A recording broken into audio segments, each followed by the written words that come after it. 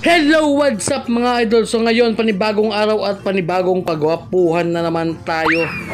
So ngayon mga idol, yung tattoo natin is requested ng ating client na nagmula pa ng somewhere down the road.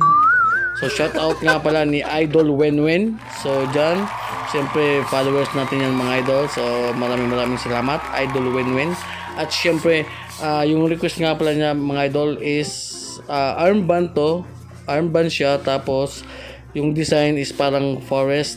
Yun yung gusto niyang mangyari. So syempre tayo, simpleng tao lang, simpleng tattoo artist at simpleng kagwapuhan. So yun, ginawa natin yung request ng ating client. So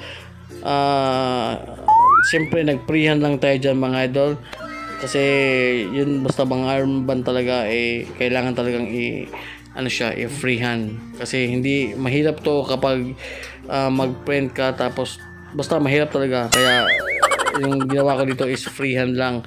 So syempre dapat mag kayo dyan mga idol, no?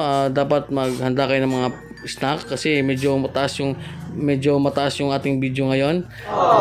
Kasi nga medyo yun nga, mataas yung video natin. Tapos wait muna pala mga idol, tapos na pala yung video natin mga idol. Gago! So yun, after 3 hours of session mga idol, so yan yung ating final design. Grabe, ang ganda, oh. So dalawang klase lang yung needle na ginamit natin dito mga idol, 3RL at saka yung ating paborito 17cm.